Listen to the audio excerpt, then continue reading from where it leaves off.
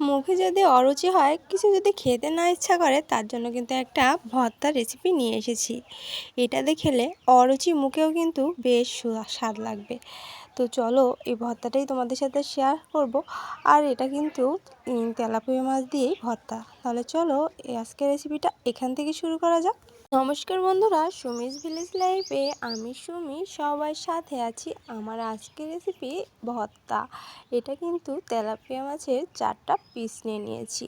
হালকা লবণ আর হালকা হলুদ কিন্তু দিয়ে একটু মাখিয়ে নেব। তেলাপিয়া মাছ বাদেও এখানে তোমরা যে কোনো মাছ দিয়ে ভর্তাটা করে নিতে পারবে। তো আমার কাছে তেলাপিয়া মাছটা বেশি ভালো লেগেছিল, সেই জন্য তোমাদের সাথে শেয়ার করে নিচ্ছি। আর এভাবে কিন্তু চিংড়ি মাছের ভর্তাটাও বেশ দুর্দান্ত হয়।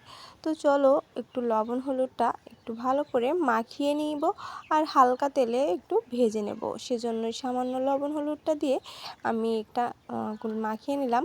অনেক সময় অনেকে হয়তো এটা সেদ্ধ করেও করে থাকো, তবে একটু ভেজে নিলে কিন্তু মাছের আঁশটা গন্ধটা কিন্তু দূর হয়ে যায়। তো চেষ্টা করবে এভাবে মাছে লবণ হলুদ মাখিয়ে তারপর একটু তেল গরম করে সেই তেলে সামান্য তেল দিয়েই একটু ভেজে নিতে। তো আমি কিন্তু সামান্যই তেল দিয়েছি, আমি কিন্তু একদম কড়কড়ে করে ভাজবো না। আমি কিন্তু একটু নরম নরম করেই ভাজবো, তা না হলে কিন্তু মাছ থেকে কাঁটাগুলো বের করতে অসুবিধা হয়। তো দেখো আমি মাছটা কীভাবে ভেজে নিচ্ছি। আর মাছটা কিন্তু একদমই টাটকা মাছ ছিল।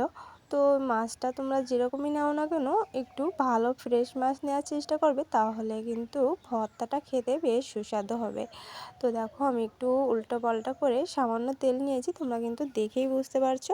হালকা একটু লাল লাল করে ভেজে নেব। তো সেই জন্যই আমি হালকা করে একটু নাড়িয়ে নিচ্ছি। আর একটু অল্প জালে এই ভাজাটা করে নিলে সমস্ত দিক থেকে সুন্দর মতো সেদ্ধ হয়ে যাবে। আর এই যে দেখো আমি কিন্তু মাছটা একদম ভেজে নিয়েছি। আর এবার দেখো ভেতরে যে বড় কাঁটাগুলো ছিল সেগুলো ফেলে দিচ্ছি। মাছটা যদি একটু বড় হয় তাহলে কাঁটাগুলো একটু বড় হয়, আর সেগুলো বেছে নিতে কিন্তু বেশ সুবিধা হয়। সেই জন্য মাছটা একটু বড় নেওয়ার চেষ্টা করবে। আর কম কাঁটাযুক্ত মাছ নিলে কিন্তু কাঁটা বাছতে অত অসুবিধা হয় না।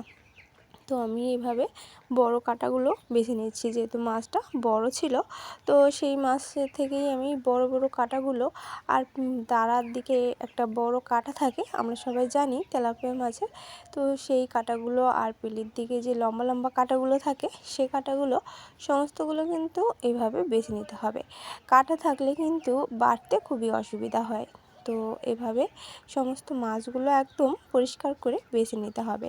আর দেখে বুঝতে পারছো মাছটা কিন্তু আমার সেদ্ধ হয়ে গিয়েছে। অবশ্যই অল্প জালে কিন্তু মাছটা একটু লবণ হলুদ দিয়ে ভেজে নিতে পারো। তো এভাবে ভেজে সুন্দর মতো কাঁটাটা আমি পরিষ্কার করে নিয়েছি। আর এই যে দেখো মাছটা কিন্তু সমস্তটাই একদমই কিন্তু কাটা নেই।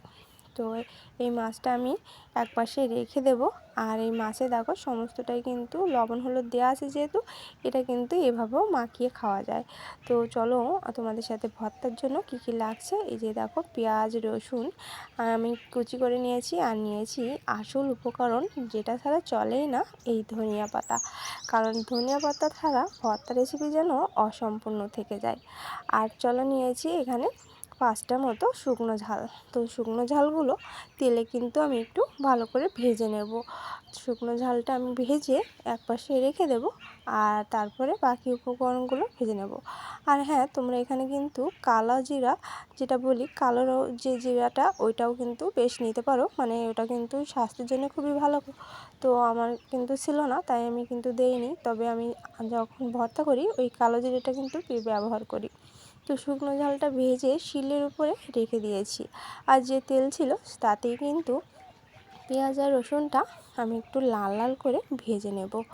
তো এই পেঁয়াজ রসুনটা ভাজতে একটু সময় লাগে, সেই জন্য কিন্তু সমস্তটাই একটু অল্প জালে সুন্দর মতো এরকম লাল লাল করে একদমই ভেজে নেবে। আর এই পর্যায়ে আমার কিন্তু দেখো পেঁয়াজ রসুন ভাজা হয়ে গিয়েছে।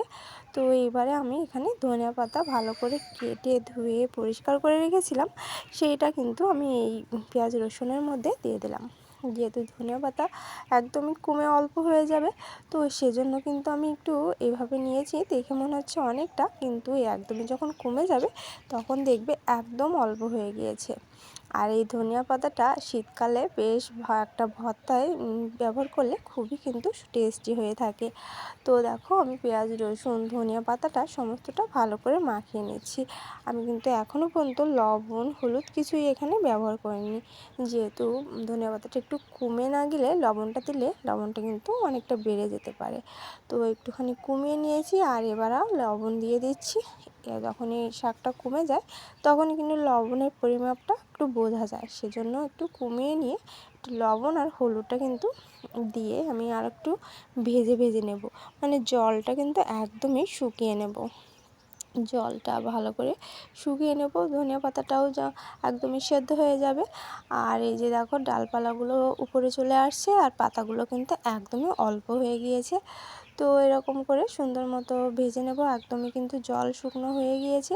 আর এবার এখানে কিন্তু আমি মাছ যেগুলো বেছে রেখে দিয়েছিলাম তেলাপিয়া মাছ, সেই তেলাপিয়া মাছগুলো আমি ভাজার মধ্যে দিয়ে আর একটু সময় ভালো করে ভেজে নেব।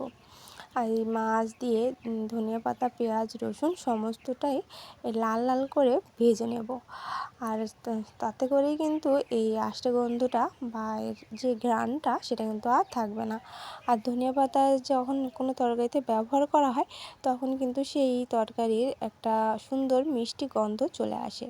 যারা ধনিয়া পাতা পছন্দ করে না তারা কিন্তু এটা বাদ দিয়েও এই ভর্তাটা তৈরি করতে পারো, সেটাও কিন্তু খেতে খুবই সুস্বাদু হয়। তো সেক্ষেত্রে একটু কালো জিরেটা ব্যবহার করো ধনিয়া পাতা বাদে, তবুও কিন্তু খুবই সুস্বাদু হয়।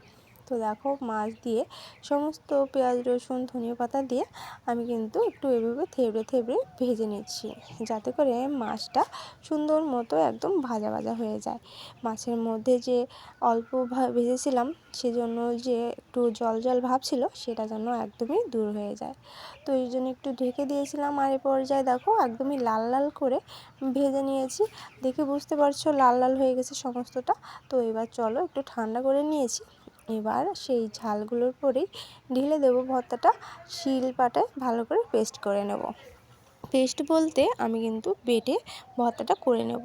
তোমরা চাইলে এখানে ব্লেন্ডার জারেও কিন্তু এই ভর্তাটা বানিয়ে নিতে পারো। তো শিলপাটায় বাটাটা যেন বেশি টেস্টি হয়। আর আমরা যেহেতু ভিলেজ ব্লগ সেজন্য আমি এখানে ভিলেজের সব কিছুই দেখাই, সেজন্য শিলপাটার রান্নাটা মাটির চুলোয় রান্না করাটা সমস্তটাই তোমাদের সাথে শেয়ার করি। তো আমি শুকনো ঝালগুলো ভেজে রেখেছিলাম সেগুলো দুভাগ করে কিন্তু এই ভর্তার পরে সুন্দর মতো দিয়ে দিয়েছি। আর এবার চলো এই ভর্তাটা শিলপাটায় একদমই সুন্দর করে বেটে তোমাদের সাথে শেয়ার করব। আর এই যে দেখতে পাচ্ছ সমস্তটা এখানে রেডি করা, আর যেহেতু লবণ হলুদ সমস্তটাই দেওয়া রয়েছে, তো চলো একবারে বেটে নিয়ে তোমাদের সাথে শেয়ার করছি।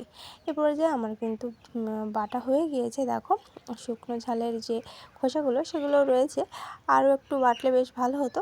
তো যাই হোক আমার সমস্তটা কিন্তু বাটা হয়ে গিয়েছে। আর এখানে দেখো আমি হাতে কিছুটা সরিষার তেল নিয়ে ভর্তাটাকে আরও একটু সুন্দর করে মাখিয়ে নিচ্ছি। তোমরা দেখে বুঝতে পারছো সমস্তটাই কিন্তু ব্লেন্ড হয়ে গিয়েছে। তো এরকমভাবে ভর্তাটা রেডি হয়ে গেল।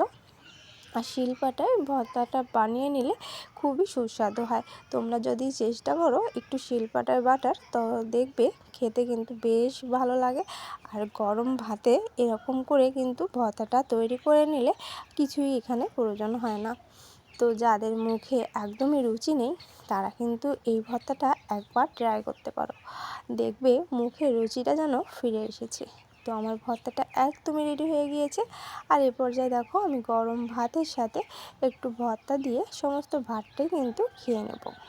আর এই ভর্তাটা হলে একদমই কোনো কিছুর প্রয়োজন হয় না, এই সামান্য ভর্তা দিয়ে এক থালা ভাত নিমেষেই শেষ হয়ে যায়।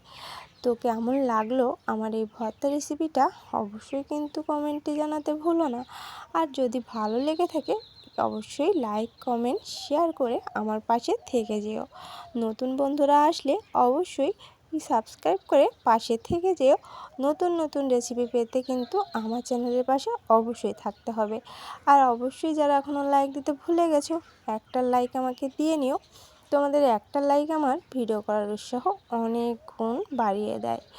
আর তোমাদের মিষ্টি মিষ্টি কমেন্ট পড়তে খুবই ভালো লাগে। তো অবশ্যই কিন্তু লাইক কমেন্ট করতে ভুলে যেও না।